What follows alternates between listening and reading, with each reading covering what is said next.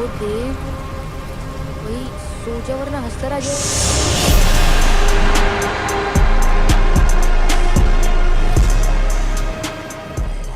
चलो फिर बात करते हैं भाई तुम्बाड़ मूवी की स्टोरी की।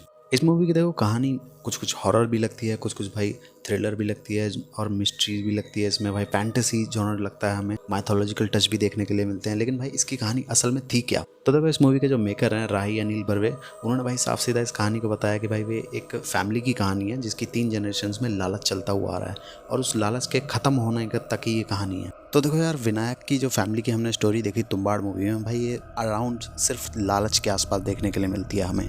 अब हाँ, इनकी फैमिली के आसपास भी हमें जो कैरेक्टर्स देखने के लिए मिलते हैं वो सभी के सभी भी लालची थे। लाइक वो अपनी पूरी ज़िंदगी या फिर उनके जो भी पर्पस था वो सिर्फ भाई एक अपने लालच के चक्कर में ही इधर उधर घूमते रहते थे और सारी हरकतें, उनके सारे पर्पस सिर्फ लालच के लिए ही जाते थे। वो कभी कोई ज़्यादा पैसा चाहता है, कभी कोई भाई लस्टी है बहुत ज़्यादा। लाइक हमारे विनायक का जो दोस्त था जो गुफा के अंदर गया, यानी कि देवी की कोख के अंदर गया था और उसका क्या हाल हुआ था हम सब ने देखा था। और फिर हमारे विनायक का बेटा जो कि भाई उससे ज़्यादा लालची था, जिसका वो मेनली आइडिया ही था। और हमारे विनायक की दादी जो कि भाई लालची थी और भाई उसका भी देख लो हस्तर ने वही हाल किया था। और फिर उसके बाद हमारे विनायक की माँ जिसने भाई अपना बेटा खो दिया और उसके बाद उसे भी ये चीज़ समझ आ गई कि लालच बुरी चीज़ है।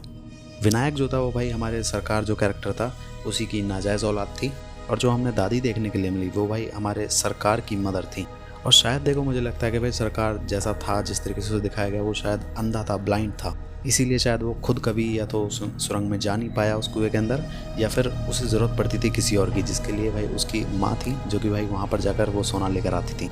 जो कि हमें उसकी दादी भाई एक सीन में बताती हुई भी दिखती हैं कि उनको उनकी ज़रूरत थी। मेरी जरूरत थी उन्हें, कुएं में उतरने में सबसे तेज थी मैं। और अगर देखो कहानी के एसेंस से देखा जाए तो भाई हस्तर भी लालची था। उसने पहले सोना हथियार लिया, फिर उसने अनाज की तरफ जब वो बढ़ा तो बाकी देवताओं ने उस पर प्रहार कर दिया। लेकिन भाई उसके अंदर आज भी उस अनाज का लालच है, वो अपनी मर्जी से उसे छू नहीं सकता, लेकिन भाई लालच है उसके अंदर भी। यहाँ तक कि मूवी के एंड में भी जब उसे इतनी सारी गुड़ियाँ मिलती हैं तो भाई उसके अंदर का लालच भी बढ़ता है। वो अपने कई सारे वर्जन्स बना लेता है, कई सारी बॉडीज़ बना लेता है, जिससे पता चलता है कि भाई वो इतना ज़्यादा लालची है। और भाई हमारा विनायक और उसका बेटा भाई ये तो लालची थे ही, क्योंकि भाई ऐसा प्लान बनाकर ही वो भाई आए थे, क्योंकि भाई उन्हें लालच था और वो ज़्यादा से ज़्यादा सोना निकालना चाहते थे यहाँ से। हमारे विनायक का जो फ्रेंड था जिसको हमारा विनायक भाई सोना बेचता था, वो कैरेक्टर भी भाई लालची था, जिसकी वजह से भाई उसका भी एंड अच्छा नहीं हुआ।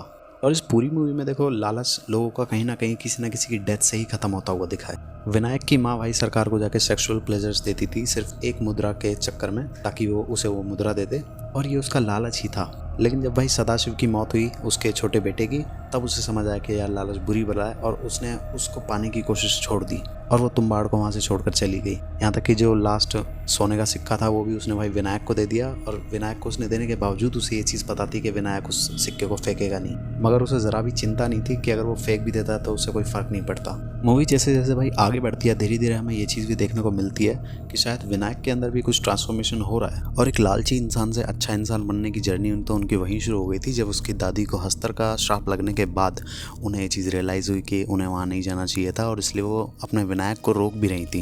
मत जावा, इस श्राप से बाहर निकल। इसका मुझ पे हुआ था, वैसे फिर से शुरू मत कर। देन इनकी फैमिली में जैसे जैसे लालच आगे बढ़ता है उसी तरीके से हमें बढ़ती हुई ये चीज़ भी दिखाई गई कि उसकी माँ को भी ये चीज़ समझ आ गई थी अपने बेटे को खोने के बाद कि लालच बुरी बला है, और उसी अच्छाई की हमें एक झलक यहाँ पर विनायक के अंदर भी देखने के लिए मिलती है। सो जा सो जा, वरना अस्तर आ जाएगा।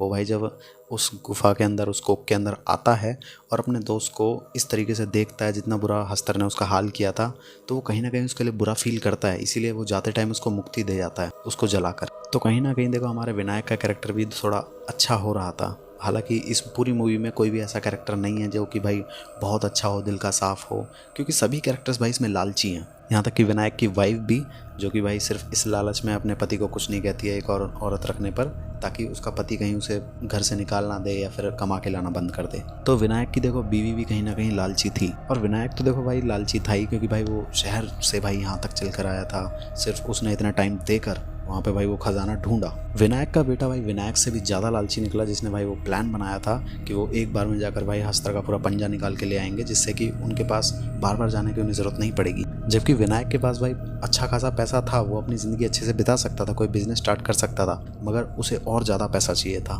तो एक तरफ हमारे कैरेक्टर्स का लालच बढ़ा, वो ज़्यादा से ज़्यादा गुड़िया लेके गए सुरंग के अंदर, और वहाँ पर जब इतना ज़्यादा लालच हस्तर ने उनके सामने देखा तो भाई हस्तर का भी लालच बढ़ा अनाज के लिए। और इस तरीके से भाई हमारे हस्तर भी बहुत सारे हो गए थे जैसा उसका बिल्कुल लालच है। एंड हमारे विनायक को देखो यहाँ पर ये चीज़ समझ आ गई थी कि शायद उसे अब अपना सेक्रीफाइस देना पड़ेगा सिर्फ अपने बच्चे के लिए, जो कि उसने किया भी। और वो एंड में जब वो अपने बेटे को वो पोटली सोने की भरी हुई दे रहा होता है और उसका बेटा रोते हुए वहाँ पर उसके पैर में आग लगा देता है, और विनायक को हम देखते हैं कि भाई वो हंस रहा है, वो स्माइल कर रहा है। और ये कहीं ना कहीं देखो स्माइल यही थी कि उसने एट द एंड आज अपने फैमिली का जो लालच की उसकी साइकिल चलती आ रही थी जनरेशन से, आज वो लालच ख़त्म हुआ और आज के बाद उसके परिवार में किसी को कोई लालच नहीं होगा और अब उसकी जनरेशन इस लालच वाले श्राप से मुक्त हो चुकी है।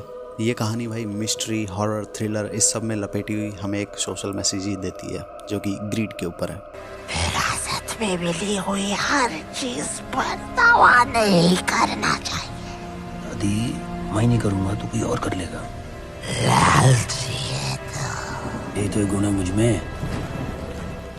तो चलो फिर नेक्स्ट वीडियो में हम बात करेंगे कि इस मूवी में ऐसे कौन कौन से सवाल थे जो कि इस कहानी को अधूरा छोड़ गए, या फिर उनके सवाल हमें आगे देखने के लिए मिलेंगे, या फिर जो अधूरी इस कहानी में छोड़ दी गई जिनके सवालों के जवाब हमें अभी तक नहीं मिले हैं। और हम एक्सपेक्ट करते हैं कि शायद इस मूवी के पार्ट 2 में हमें वो सवालों के जवाब मिले। तो अगर वो वीडियो देखना चाहते हो तो देखो इस चैनल को सब्सक्राइब कर लो, और इससे रिलेटेड मेरे चैनल पर एक और वीडियो है तुम्बाड़ से रिलेटेड, वो जाकर चेक कर सकते हो। और अगर कोई सवाल है या फिर कोई सजेशन है तो तुम मुझसे डायरेक्ट बात कर सकते हो, इंस्टाग्राम पर मुझे फॉलो कर सकते हो। और अगर ये वीडियो पसंद आया तो वीडियो को लाइक कर दो, शेयर कर दो। ऐसी वीडियोस के लिए चैनल को सब्सक्राइब कर लो। चलो फिर द बॉलीवुड हॉली की तरफ से मैं हूँ आर्यन, मिलते हैं नेक्स्ट वीडियो में, बाय। वो देव वही सो जा वरना हंसता रह जाए।